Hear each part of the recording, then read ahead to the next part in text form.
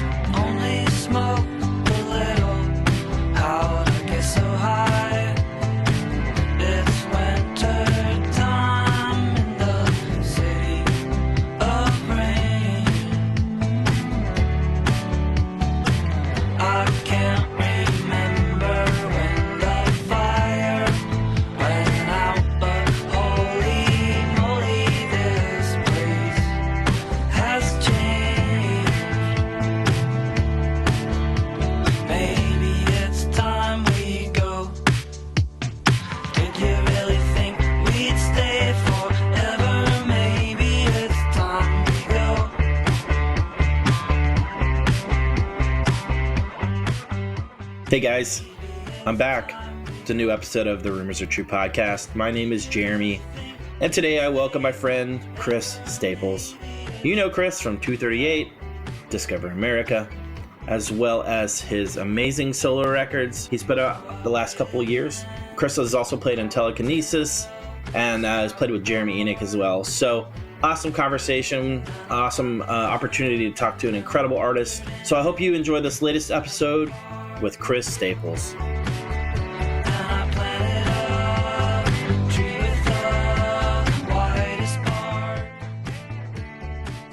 Hey Chris, what's up, man? Thanks so much for coming on my podcast.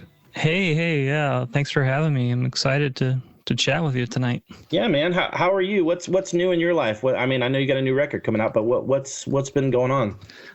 Yeah, just working on. I'm self-releasing a record, and it's turned out to be quite a lot of work. So I've been working on that at home and getting ready for like a summer tour and in the U.S. And then I have some more shows coming up later in the year, and so kind of a pretty busy time coming out of the pandemic and jumping kind of headfirst back into music stuff. So it's been cool. Yeah.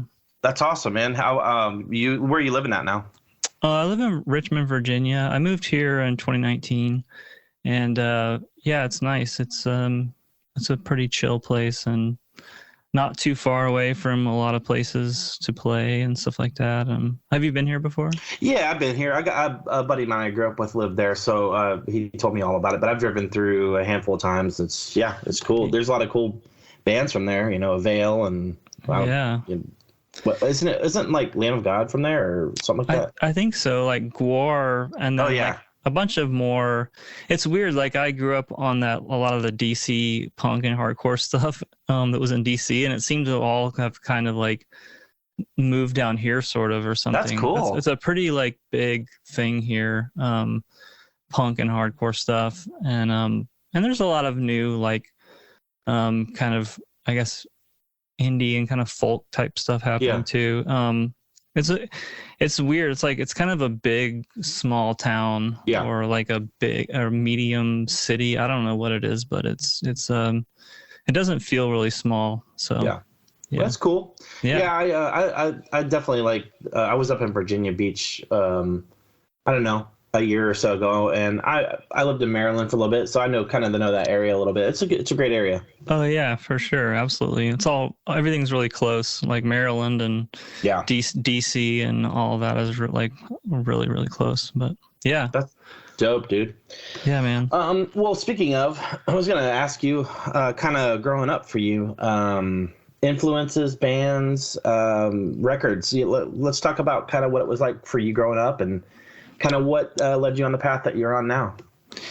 Yeah, like, I was maybe like you. I kind of was into like Christian music really when I was really young, because I grew up in church and all that kind of stuff. And then I think like Tom Petty was a big influence when I was younger because he's from Florida, and my uncle was like really into. My uncle was into a lot of classic rock, so I kind of got turned on to that stuff a little bit, and then kind of like high school age, like after Nirvana like got signed and stuff, all these major labels were trying to sign all this like alternative music, and like so there was like a huge wave of that stuff, like the Breeders and the Pixies and Dinosaur Jr. and the Lemonheads, and like that was like a pretty rich time for me, I think, just kind of falling in love with that music and stuff. And like the emo thing was like, I know like people, maybe younger people now have maybe a different idea about what emo is, but there was like kind of a first wave emo that of course we know about. Yeah. But so a lot of those kind of bands, like Get Up Kids and Hot Water Music, I don't know. Yeah, they all toured through Pensacola, and we would all go see them, and they would. It just like blew our mind, I guess, because most of the music that we had heard up to that point was like our parents' music and stuff, and like maybe every young generation has this experience where you hear something new, and that was for me. That was it. Just like the emo stuff. It was kind of like an unusual type of music that I hadn't heard before, and I think it was like kind of age appropriate, like that, just like really emotive kind of music. It just like matched the way that like you felt as a kid, I guess. So that kind of informed like some of my early bands and stuff, and so yeah, I kind of well, go ahead. I was gonna say, was there a particular show? I know you mentioned a lot of those bands came through. Was there a particular show that you remember that just made you, not only your jaw drop, but you were like, this is what I want to do? Yeah. Well, I knew I wanted to be a professional musician since I was like 12 or something. I mean, I guess a lot of kids think that, but it never really wore off for me. But I remember one time I did see Dismemberment Plan. And nice. I had already been playing a lot at that point, but I couldn't believe how good it sounded, like in this tiny room that I'd been to 100 times before. And somehow this band sounded really good in there, and most people didn't. I was like, it's something that they're doing, it's not the sound system. It was incredible. And those guys were like really nice to everyone that came to the show. And it was like 30 people, I think. But that was a pretty fun show, and they were incredible. Super energetic. Yeah. Oh yeah, that band's incredible. They're so good. Yeah. What's I know you mentioned again some records and stuff, but what's a record that you kind of really held on to tightly? What's one that you just were like, this is my record? I mean, I don't know. So many. There was like, I don't know. I've like been through so many phases with music stuff. There's like, I know we're talking kind of about the emo stuff or whatever, but I really liked those Lemonheads records a lot. I think those kind of influenced who I am now. I probably I was always like writing a lot of acoustic songs, like before 238 and then during 238 and after 238. So I kind of had like that kind of thing running in the background, even when we were in this like loud kind of bombastic band or whatever. But yeah, like those Lemonhead records I really liked a lot. Pretty influential, I think. I can see that in your music for sure. Now that you say that, it's like I've seen Evan Dando before, and it's like he's incredible, and just the way he writes songs and his penchant for melody is like ridiculous. Yeah, he has like some songs and there's like little jokes in them, and his voice is like really smooth. He's awesome. I love him. That's sweet. Awesome, man. That's really cool. Yeah. So you mentioned some of your early bands. Kind of what were those like? Were they high school bands or just kind of like after high school? Yeah, like in youth group, probably in like 1995. I was maybe in like 10th grade, I think. I started playing with it's just some like friends in my youth group, and we were called Fig Tree, and we were pretty terrible. And then that was a pretty short-lived thing. Like maybe we were together for like 3 or 4 months, but that's like a long time when you're a kid, you know? Sure. And then I was in a band with Jeremy Griffith, nice. a mutual friend of ours, and he was actually like really great musician back then too. You know, he would play drums, and he could play bass, and he played bass in a band that we had together for a little while.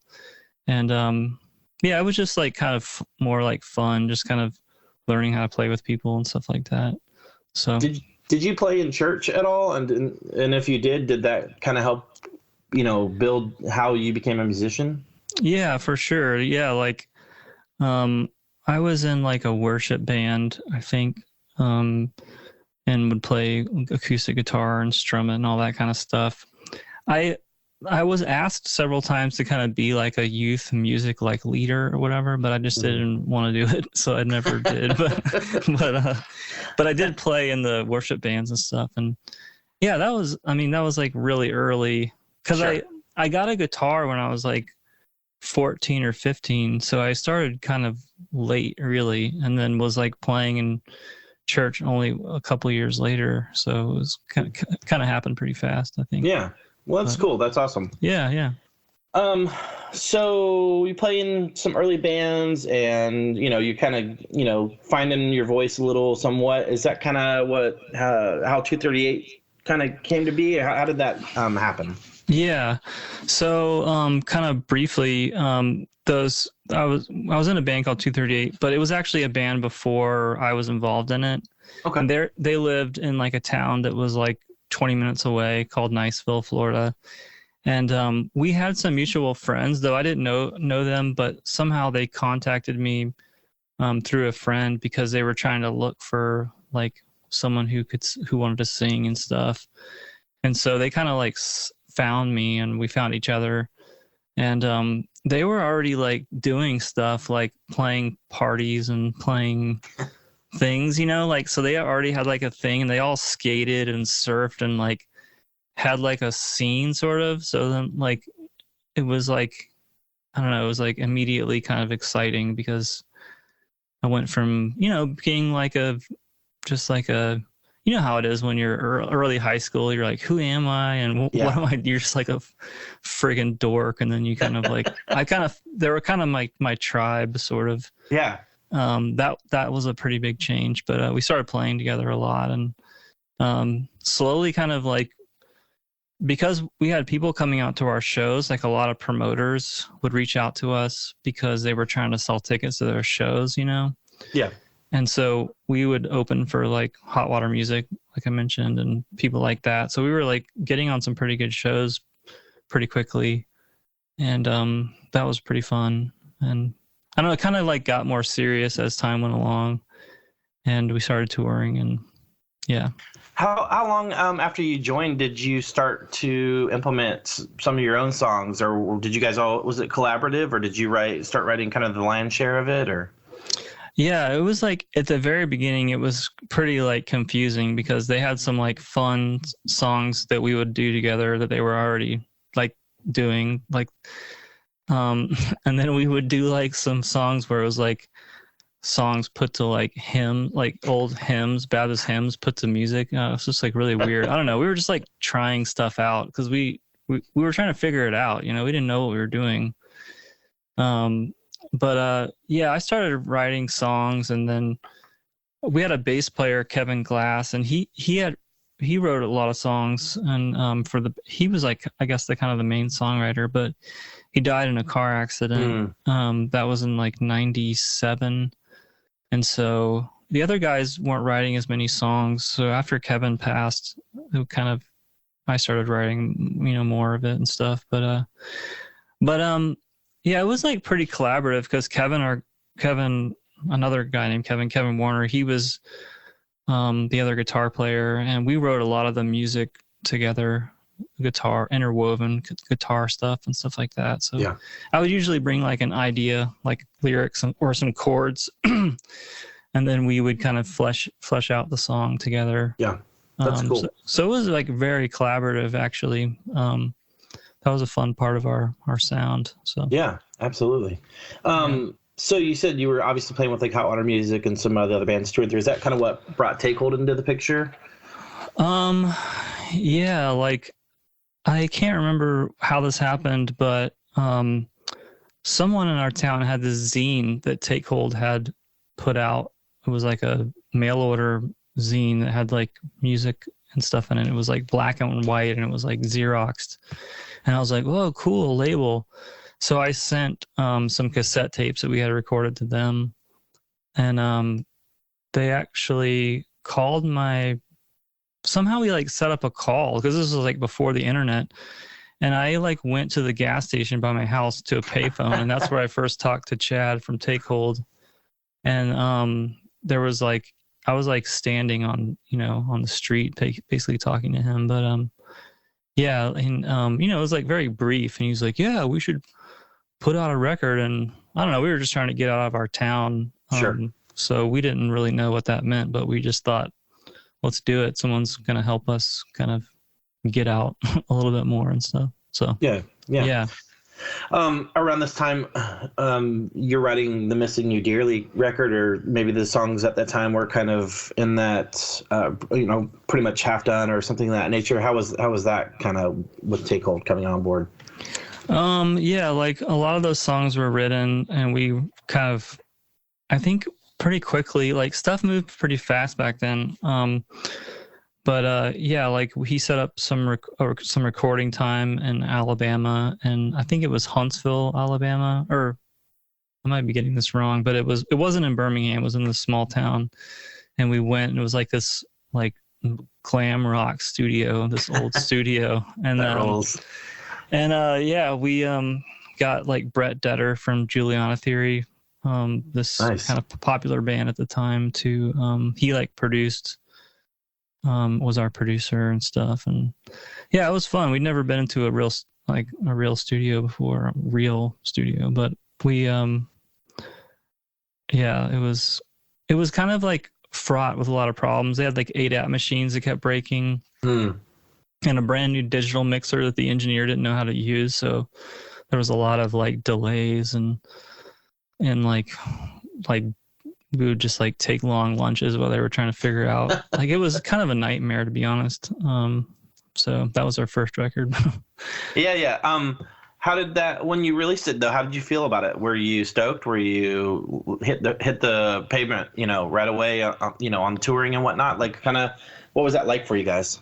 It was cool. Like we started going on tour. We went on our first tour after it came out, and it was in the winter, so it was kind of a little bleak. But I think the band was like still kind of evolving, or we were like still trying to find our sound. We were still really young. Sure. And our music was changing so much. Like I think it was an important record for us as a young band and a cool thing to look back on. But it was just really, really rough. I think the songs were rough, and the recording was really rough. And yeah, so yeah, I don't know. No. I don't want to say I'm not proud of it, but because that would be weird to say. But it was just it's a cool thing to listen to kind of see where we started and where we ended up, I guess. Yeah. But no, totally, absolutely. Yeah. So how long after that did you guys start to work on Regulate the Chemicals? And I guess was that still on Take Hold at first, right? And then okay, yeah. How was that?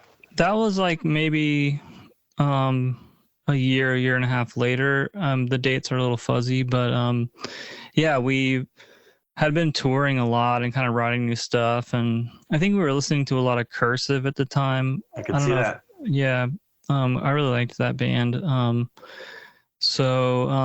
like Kevin and I were kind of writing a lot more like kind of guitar parts that work together, like harmonizing guitar parts and stuff. So that wasn't really present on our first record, but we had started to develop that sound. And we also started working with a producer, James Wisner, who was like talented guy who had a history of working with bands in Florida and stuff. And So yeah, like it was fun making that record with him and hearing the playback and being like, oh damn, he was kind of sculpting it into something crazy, like That's so cool. something formidable sounding. So that was pretty exciting because I don't know, when you hear something played back like that, when you're working on something and it sounds that crazy, you're like, oh, this is cool. Like, yeah. I don't know. We were just excited, and like there was like people dropping by the studio, like Chris Carrabba was like coming and hanging out with us and like That's awesome. having dinner with us, and he sang on that record a little bit and stuff like that. So that was fun, and yeah, it was cool. That's awesome. Did basically with that kind of Tooth and Nail acquired Take Hold, and so they obviously wanted to re-release it. How was the reception pre Tooth and Nail, and then obviously after you joined Tooth and Nail? Yeah, it was actually pretty unique, and I still think about this to this day. Like, there was a lot of people that followed Tooth and Nail. For those of people your listeners who don't know, Tooth and Nail was like this kind of punk rock, hardcore, sort of Christian label, and they had quite a huge following. And so the label we were on, Take Hold, kind of ran into some like financial problems, and so they kind of sold their back catalog to Tooth and Nail, and so kind of overnight we were like re-releasing this record on a different label. But yeah, like I just remember like there being a pretty big influx of people emailing us and coming to our shows and stuff after that. I don't know if it's definitely not like that anymore, but there was a lot of people who would just buy whatever Tooth and Nail put out and stuff. So it was definitely like a big step up for us at that time, I think. Do you looking back on that record, is there a particular song that you hold dear to your heart, or any? I guess what's your favorite song from that record?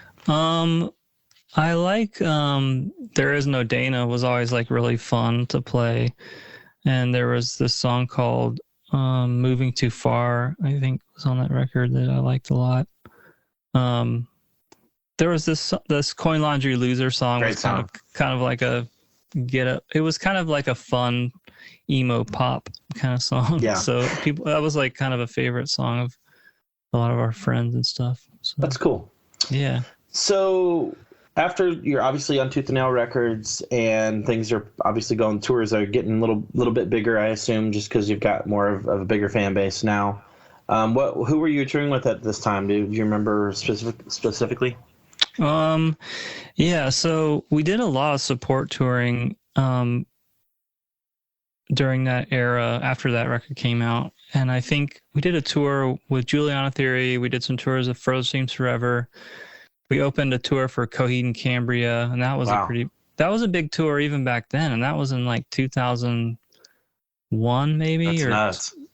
That's a long time ago, but those shows were really big, and like I was kind of just becoming aware of their band and their songs. But gosh, who else did we tour with? We did a tour with that band from Louisville, kind of emo. Elliot. Yeah, Elliot, and that was fun. Elliot and Further Seems Forever, that was a tour we did. And we did a tour with Dogwood, this kind of like California pop punk band that was on Tooth and Nail. It's kind of a weird fit, but those guys were cool. We did a long tour with them. So it seems like we were like constantly, we would go out on tour for 2 months and come home for a month and then go out again. We were just constantly just on the road. Yeah, no one in the band had kids or anything, or like we were just young and we were available to do it. So just rocking, bro. Yeah, just rocking. doing it. Yeah. Yeah, so that was cool. Sweet, man. Well, how long after Regulate did you start working on You Should Be Living? Great record, love it. Yeah, kind of how that. That was maybe like a year and a half later we recorded that.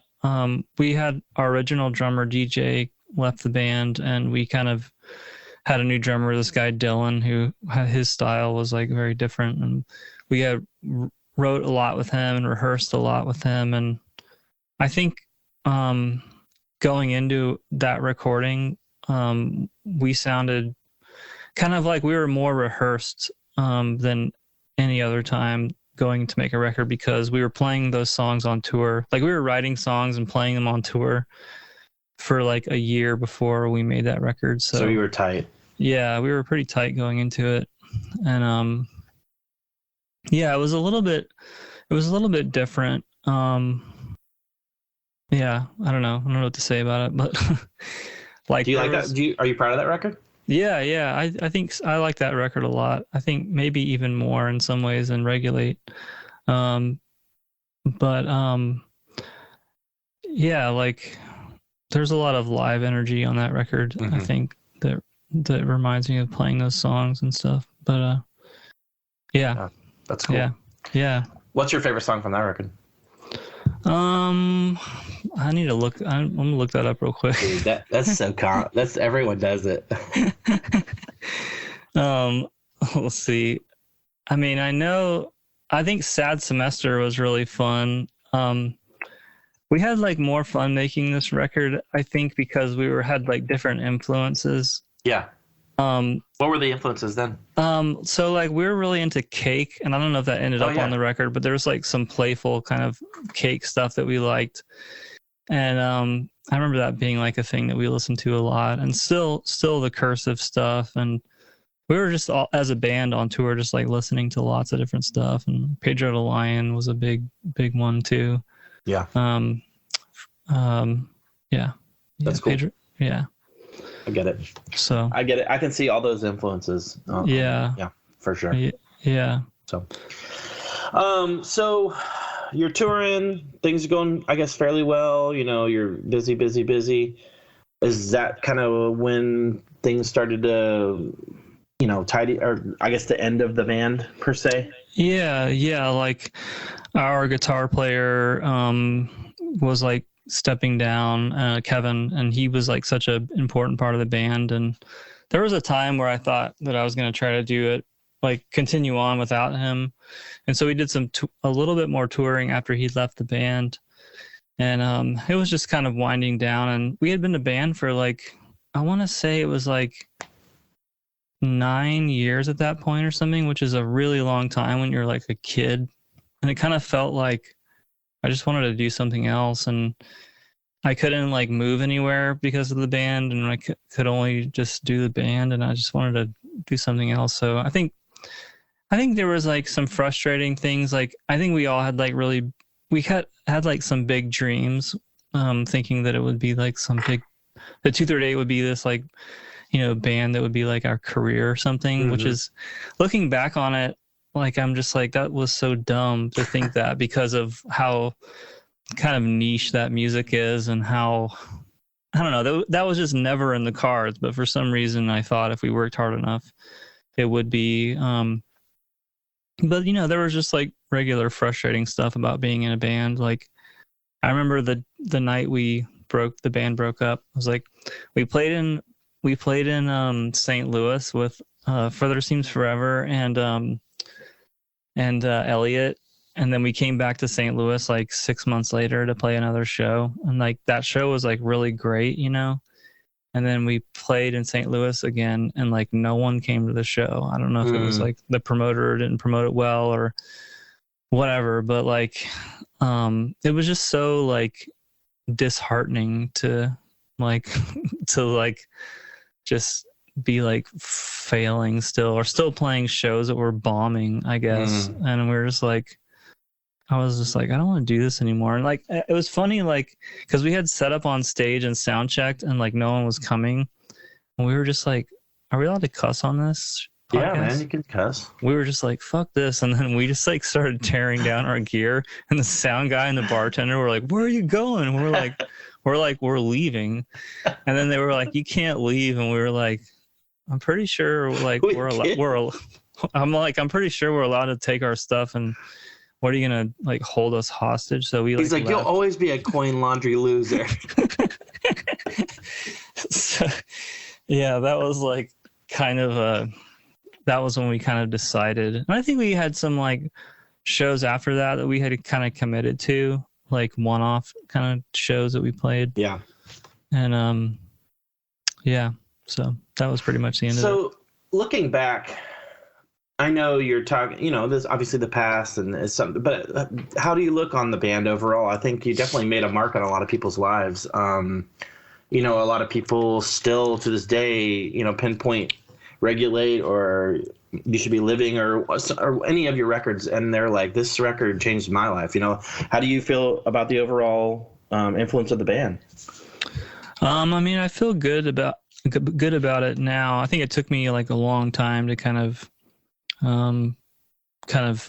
look back on it fondly, because I think I just wanted to kind of like, I've always wanted to make music beyond that and not just be, I was kind of like living in the shadow of that band for a little while, and so it was a little difficult. I'm actually really thankful that we never blew up, because it would have been impossible for me to like sort of escape it. We were always just kind of a small band, but but looking back on it, I'm like, I listened to some of the records and I listened to the choices and I'm like, oh, that was pretty cool actually. And some of the engineering and the production I like. So I think overall I'm happy that we did it, and we had a lot of fun, and we made music that we wanted to make, and like, I don't know, it was like experimental enough. And I think that was really fun. We kind of took chances with it. So yeah, I feel good about it. Yeah, that's great. That's awesome. I've always thought you were an awesome band, and I think I saw you guys at Furnace Fest in Cornerstone, I think in the early 2000s. And, I was kind of on the train of that, and I kind of knew who you guys were, and I loved all those records. I thought they were fantastic. And yeah, man, it was definitely an influence on my life, Thank you. So, yeah, man, absolutely. Yeah. So Discover America, you start that after 238. Is that did you owe Tooth and Nail a record, or is that kind of what happened? I think I owed them 2 records, and I was excited about making some music, but kind of like messing around with electronics and stuff like that. That was kind of a first thing for me. And I made the records myself. So that was like very different, but I was really just trying to I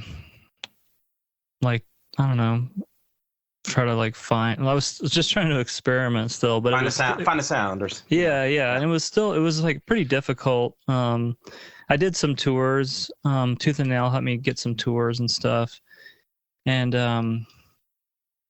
there was I put out my first record, my first Discover America record, Psychology, on Tooth and Nail, and then I owed them one more record. And they weren't doing anything with the record at all, and it was just kind of the working relationship wasn't that great. And I remember that Tooth and Nail had told me, they were they were saying that people were trying to sneak off the label and stuff before, other bands were trying to sneak off the label, and he was like, if anyone wants off the label, they can just come talk to me. And he told me that. The people that work there told me that. So I just went to them and said, hey, I don't want to do this anymore. And they were like, okay. And they said they would let me off. And then they kind of kept stringing me along and wouldn't sign my release papers and stuff. It was odd and whatever. Finally that happened. And I did a record called Future Paths, but that came out many years later. It was a pretty long delay when that came out. I had basically stopped doing music for a period of maybe from 2005 to 2010 or something. What were you doing? What were you doing then? I moved to Seattle, and I thought that was I really liked Seattle a lot, and I liked, there was a lot of music happening and stuff happening there. And I moved there, and it was just expensive to live there. And looking back, major regret, I should have just stayed in Florida or moved to an affordable place, because then I would have been able to keep doing music. But I kind of just got buried in work and just stopped making music for years. What kind of work was it? Just doing carpentry stuff. Oh. But yeah, so I kind of took a break from music, and it was just hard to get on tour. Like when I first moved to Seattle, like I was going and doing tours, but then I had to jump back into my job as quickly as I could. It was like hard to juggle that, and I didn't have like a band anymore, and I didn't have like I wasn't like properly set up to tour and actually pursue it, so it kind of just fell by the wayside for a while. But do you think that was a good thing that you did take a break, or do you think you were burnt out, or do you, looking back, like you said, do you think it was probably not the best decision? I don't know. It's hard to say. Like, I think I wish that I would have just left and gone back to the drawing board or gone back to Florida. But I don't know. I think I needed a period of time where I wasn't doing music to just grow up a little bit too, you know, because I had just been playing in bands up to that point, and so I needed to be just like a regular adult for a while. So I think that was good. But yeah, like I've kind of told this story on another one of my podcasts that I did, but I was working for this construction company, and like we started working on studios and stuff. So I got to build like a studio, 2 different studios for Death Cab, and I got to know them. And then I worked for one of the Matt Chamberlain, I think, a home studio for him. He's a kind of famous drummer, and I just like worked for a bunch of people who are making studios. And on one of the Death Cab studios I was working on, I met this guy who was an engineer at one of the studios, and he was like, yeah, I got a band called Telekinesis, and we just got signed to Merge Records, and I'm going on tour.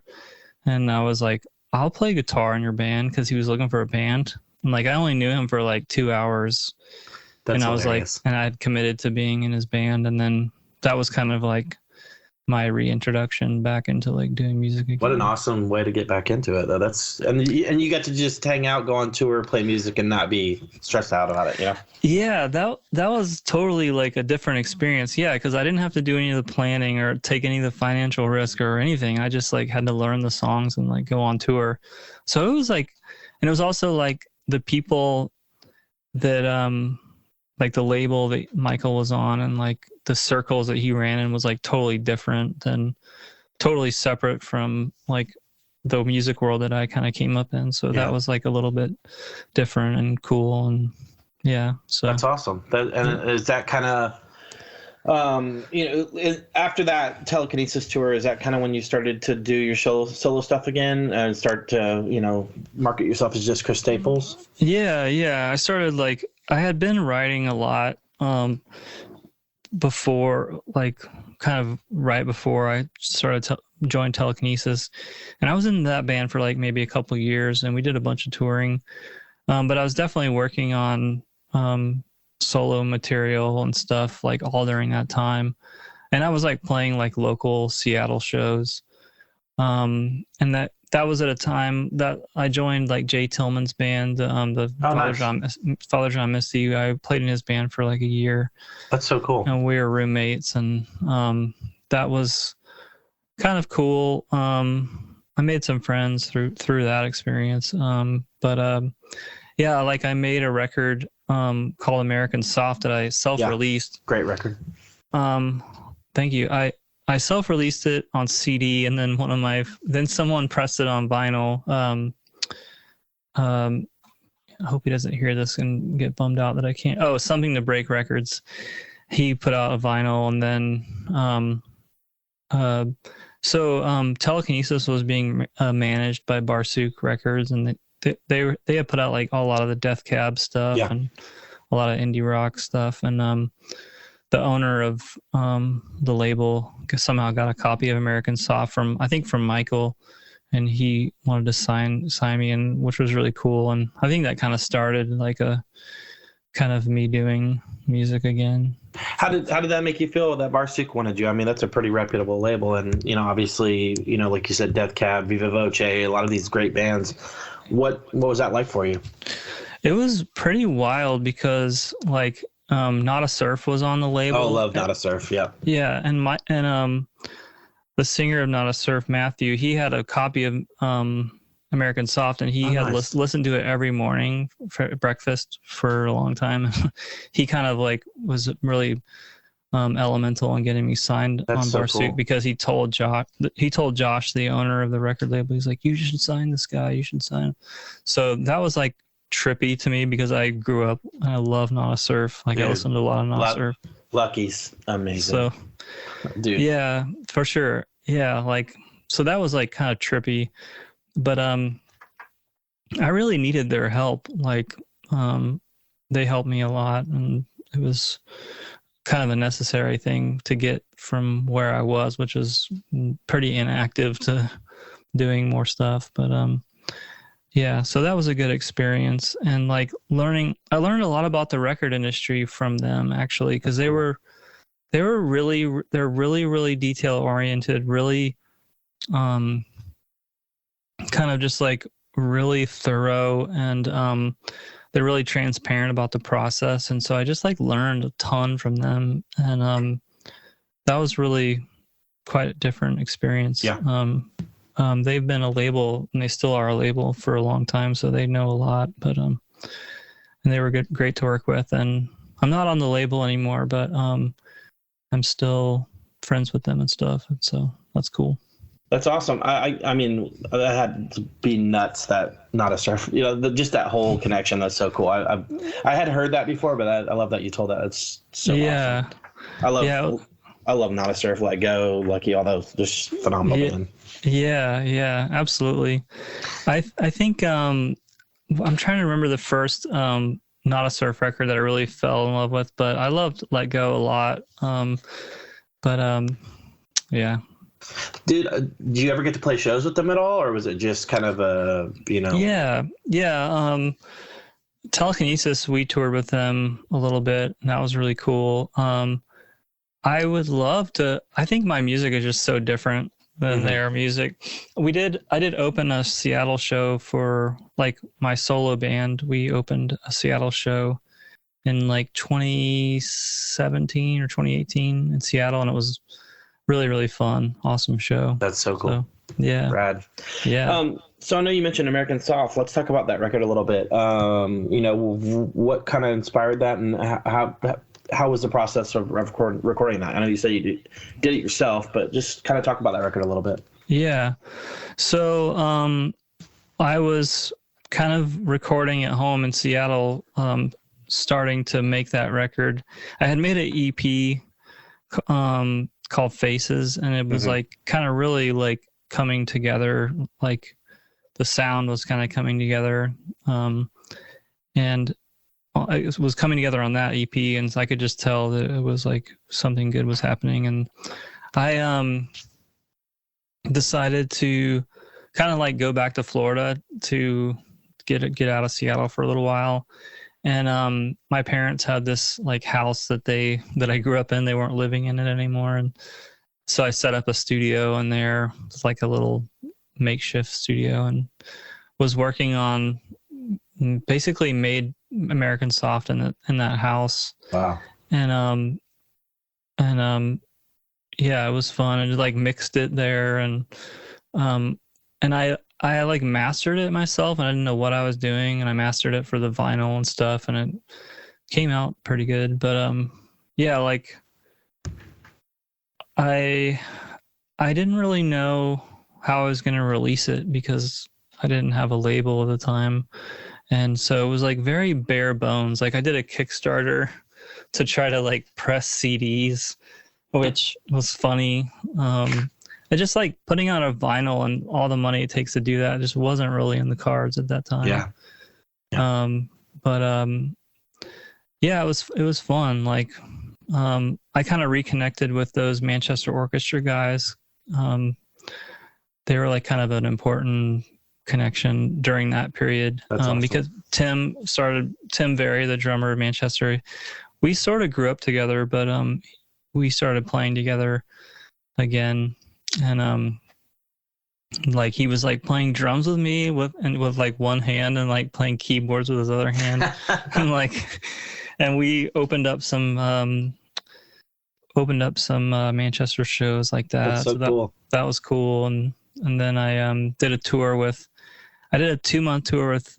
This is like really name droppy. I don't mean for it to be, but I love it, man. Keep going, man. Trying to share kind of just like the people involved, but like, do you know Chad Pearson at all? I do. Yeah.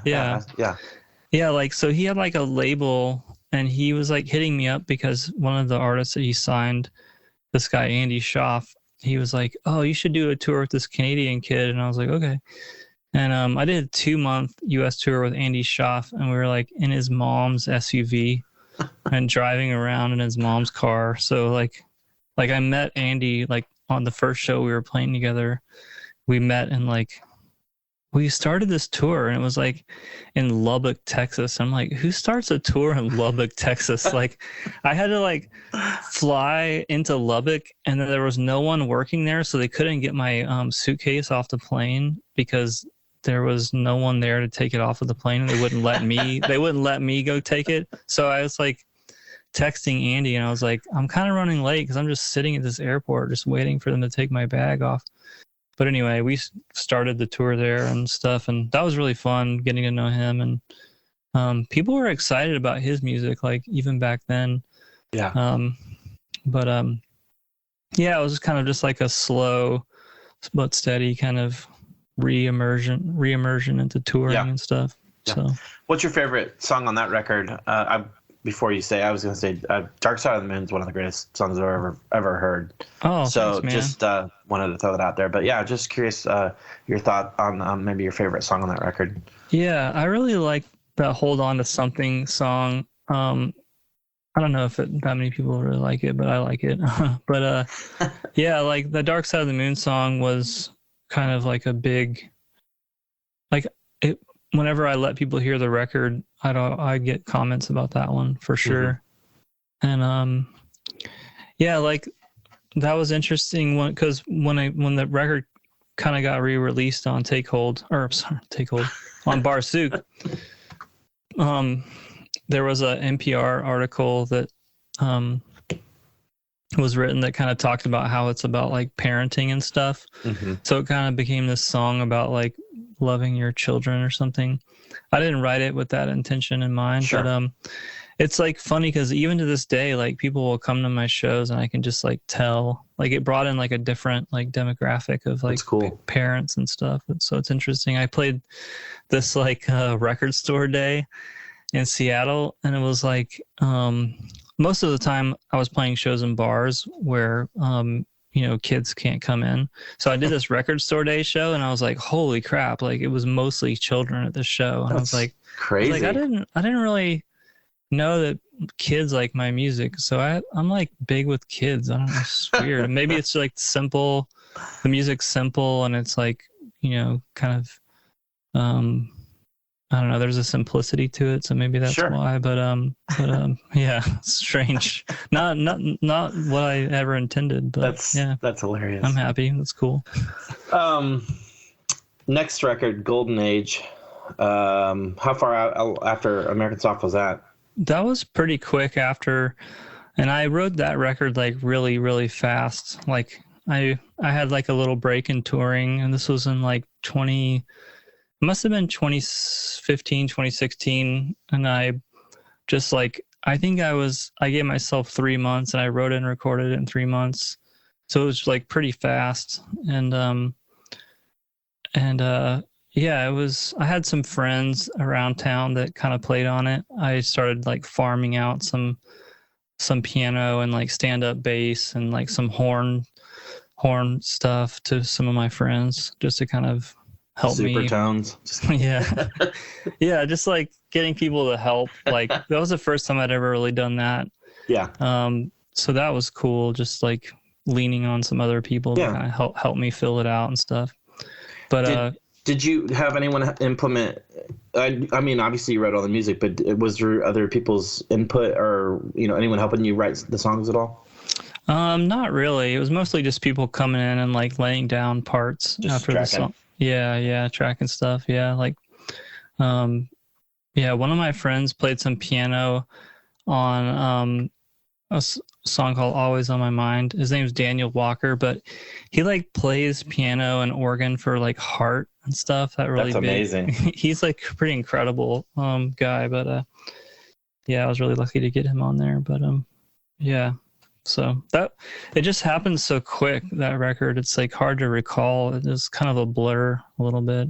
Well, it sounds like when you got back into the music, all this stuff was starting to come out, which is cool. And, it probably went by quick because you were just turning them out, Yeah, for sure. Yeah, I didn't really have much time to overthink anything. So yeah. So in between Golden Age and Holy Moly, did you play with Enigk around that time, or? Yeah. Kind of talk about that a little bit. I've completely forgot about that until we were talking, and I was like, oh yeah. Yeah. So Enig's like a funny case because I knew he lived in Seattle, and I lived there for 10 years, dude, and I never saw him once. And I was like, where is this guy? Like, does he actually exist? And then one of my friends kind of like managed him for a short time. And so he would have these kind of house parties, and I would go there and started running into him like around that time, and started talking to him. And he wasn't really touring or doing that much at the time. And I kind of got him hooked up with Bob at Undertow to do house shows. So yeah. He started going out and doing these ticketed house shows. And so that's kind of how I got to know him. And then, like, there was a bass player that he would use for any of his like touring.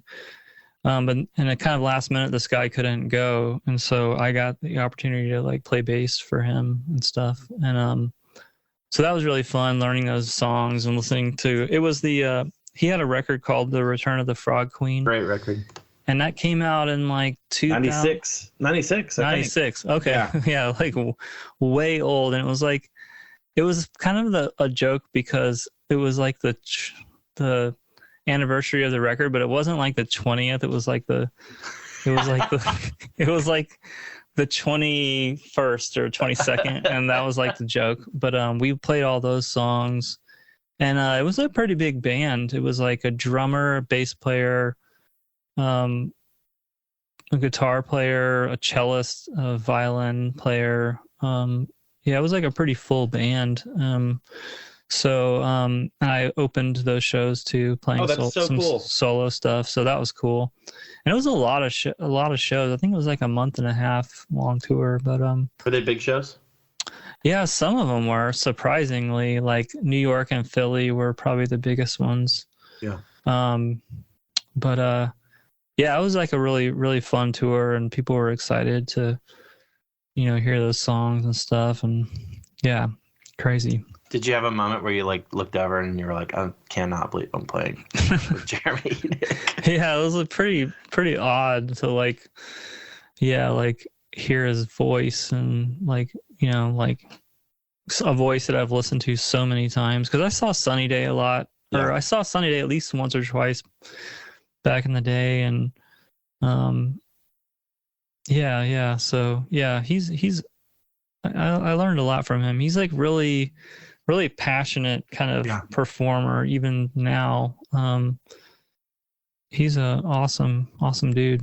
Yeah. That's cool. What a cool opportunity. That's amazing. It was fun. I'm glad I got to do it too, because like I was like, there was, like I kind of remember that record and when it came out and stuff. So I kind of had some personal attachment to it. Absolutely. So, yeah. So cool, dude. You get back from that, you start working on Holy Moly pretty quickly, or is that kind of over that time frame? Yeah, like I think I started working on that as soon as I got back. And yeah, that was a record that I made pretty quick also. And yeah, like it didn't do very well as a record. Like it was right when it came out, I was gonna move. I was like in the middle of moving to Richmond when right before it came out, or it came out right before I moved. But anyway, I went and did a European tour, and then as I was coming home, it was in like January of 2020. I was coming home from Europe, and I was like standing in this like group of like Chinese high school students. Like there was like 100 students, and they were all masked up.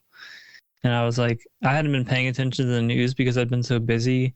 And like we were trying to come back into the United States, and we had to go through all these checkpoints, and it was taking forever, and we had to get interviewed.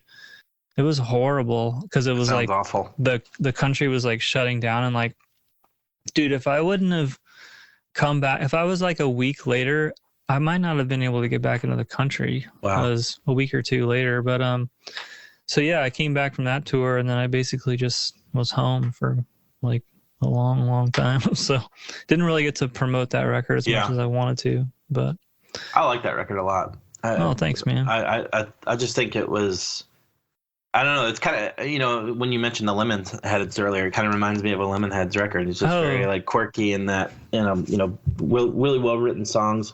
I don't know, I just thought it was a fantastic record. Oh, thanks, man. I definitely still play a lot of those songs on tour and stuff, so. Or I'm going to be playing them on this tour coming up. So didn't you? Yeah, last time you came here, you played that tour. I think you did. Yeah, you played at Mock Shop. Yeah. I'm trying to remember when I was there. It had to have been 19. It had to have been. Yeah. Or maybe. Yeah, I mean, it had to have been. I'm not sure. Whatever. I can look. Who's to say, Chris? Who's to say? Yeah. So. Obviously, that's a disappointing, you know, tour cycle for you. You know, for the last 3 years. What did you do after that? Kind of the record was out. Wasn't as successful as you wanted to be. What were you doing the last couple of years then? I did some like a lot of other people. I did some like live stream shows during the early part of the pandemic, and I started a Patreon, which is something I wanted to do for a long time. So I was making a lot of video content and releasing demos on Patreon, and I'm still doing that. I still have an active Patreon that I'm doing, and I release a demo. Like I wrote a ton of demos during the pandemic, like so many, and I release a demo every month on there. So I've been doing that, and I was trying to make a record, but it was really hard to write songs or have any kind of focus because of the pandemic. So I kind of floundered around a little bit trying to make songs, but like kind of in the beginning of 2021, my mom started getting like really sick, so I was going to Florida a lot to kind of take care of her, try to help my parents out with some stuff, and just like that whole experience kind of made me start writing again, and there was kind of a focus to the writing because I was going through a lot of difficult stuff with my family, and I kind of realized at a certain point that I needed like someone to help me make a record. So I was hanging out with Jeremy Griffith, who I grew up with and was in my first band with, or second band, I guess, but he lives in Fort Walton, where my parents live, and he has a studio. And I asked him if he wanted to produce a record, because we've been talking about doing a record together for like a really long time. And so when I was home with my family, I would like go over to his house and like work on the record a little bit, and like and then sometimes I'd have to stop and go help my parents with something. So it was kind of a weird time to do it, but we made a record together really fast, and it was really fun. That's awesome. And he's a really he has so many musical ideas, you know, like we could put the drums and bass down, or record drums and bass and like a rhythm guitar, and then he would like just cycle through like 20 ideas. They just come up with the top of his head on the piano or a synth or whatever. That's nuts. And like so fast, and I would be just like, he would like land on something that would just sound so cool. And so a lot of his choices are on that record, which was like a first for me. And I kind of needed somebody to help me make a record, because I was like kind of in a weird emotional kind of period in my life, I guess. But yeah, so we got that done. I guess this past summer, we finished the record, and it's called Cloud Souvenirs, and I'm self-releasing it, and I pressed it on vinyl, and it's coming out on May 26th. So That's exciting, man. Just under a month from now. But yeah, excited to start touring again and kind of really jumping back like into that whole thing. Like during the pandemic, I had a lot of friends who had tours that kept getting canceled, and they kept rebooking tours and then canceling them again. And it was just like, I kind of decided like I can't afford to like book a whole tour and like then cancel it and move it. Like, so I kind of just stopped. Like I just waited. But yeah, I think it's a good time now. It seems like it's pretty under control, and of course we're going into a recession probably. But I don't know. There's just never really a good time. You just have to do it. So yeah. I'm excited to see people and be out playing songs, seeing people, and like kind of like getting back to a little bit, getting back to the thing that we love doing. Let's talk about Cloud Souvenirs for just a moment.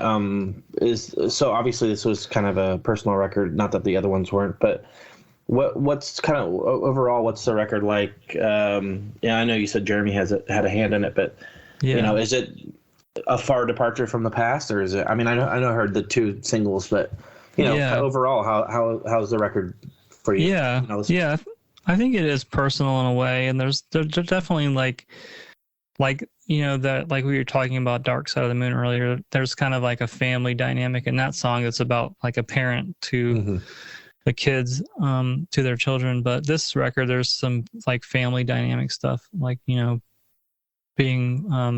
a person and your parents are getting older, and so there's some of that in there. I know that doesn't sound very fun, but there's kind of some other kind of songs about different things. There's this song, I kind of had this idea of like, you could write a song about anything and it could be a love song, So I wrote this song about your phone. It's like a love song about your phone, about a dysfunctional relationship with your phone. And that's called Looking Into Me. It's about awesome. We always talk about looking at your phone, but the phone is sort of looking into you, in a data sense. But, there's, I don't know, I think there's like some new sounds on it, just having Jeremy's involvement. Yeah, he's incredible. And there was a lot of like, sort of like how Golden Age was really fast. This record was made really quickly. I wrote the songs just sitting on the couch with a guitar, and then took them to Jeremy, and we tracked them like so fast. So that's sweet. Not to make it sound like it was thrown together, but it was just like really kind of in the moment, and we didn't really like overthink anything too much. So that's rad. But and you had another mutual friend of ours, Jonathan Berlin, mastered the record, and he's remastered a couple other ones. And actually, didn't he press the record as well? Yep. His company in Jacksonville pressed the record, and they were great to work with. Yeah, good people. So, I love them. They're great guys. I'm actually doing a repress, and I'm gonna pick them up when I'm down there in June. Oh, nice. Yeah, so cool. Hopefully they're ready. Yeah. Jonathan. Yeah. Sweet, man. Well, you mentioned the upcoming house tour all over the U.S. Obviously. You're excited for that. Is there any particular places you love playing the most?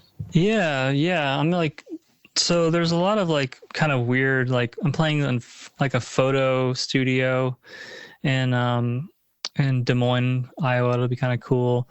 Doing like a rooftop in Brooklyn, and I think that one's going to be, it's kind of a large rooftop that covers 2 buildings, and it's going to be kind of a higher capacity show, I think. But yeah, I'm just kind of playing a lot of alternative spaces on this tour, and I'm not going out to the West Coast quite yet because I'm announcing a tour next week. I'm going back to Europe for a month in September. So maybe after that, I'll go do some more house shows on the West Coast. But this tour is like just in June and July, I'll be on the East Coast and the Midwest and the South. Yeah. So that's awesome. That's exciting. I'm stoked to see you. And, I'm really pumped to be able to hang. It'd be really cool. So. Yeah, man. Absolutely. So besides that, what's the future like for you, man? I know you just mentioned the touring, but you thinking about another record coming up? I know that's probably stupid to ask, but what are you kind of on the next one in a sense? After this touring cycle? Yeah, I think in the past, like I've just toured like indiscriminately, whether or not I had a record out or not. And I think I'm finally going to stop doing that. So I think after I get done touring this record, I'll be home a lot, working on the Patreon and writing another record. I have some ideas for records I want to make. I mean, this sounds kind of lame talking about it, but I kind of want to just like make an acoustic record, the kind that you would just like a really stripped down record. I think would be fun to do. And then I want to do like a kind of more of like along the lines of some of that early Discover America stuff. I want to do kind of an electronic I want to do like a danceable album and then tour with that and have like dance parties potentially. These are just ideas that might not come to fruition, but yeah, I definitely want to make another record, and I want to do some more collaborations in the future too. So I've started talking to some people about that, and maybe release some singles next year also. So that's cool. Yeah, dude. Thank you so much for coming on my podcast. What an awesome conversation. I love catching up. It's always good to see you, man. Hey, thanks for having me. It was really fun to catch up with you. This went by. That was a quick hour. Right? Yeah. I know. It was about an hour and 15. But yeah, man. Yeah. Dude, well, hit me up soon and we'll hang out when you're in Jacksonville, and hope things go good for you on the tour, and I'm sure it will. And I can't wait to hear the full length. So. Oh, right on. Thanks for having me, Jeremy. It was good to catch up with you. All right, buddy. I'll talk to you soon. All right. See you, man.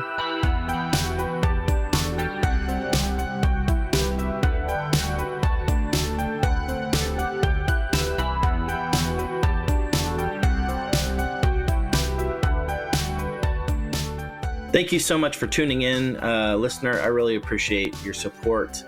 Add me on Instagram and Facebook if you haven't already, at the Rumors Are True Cast.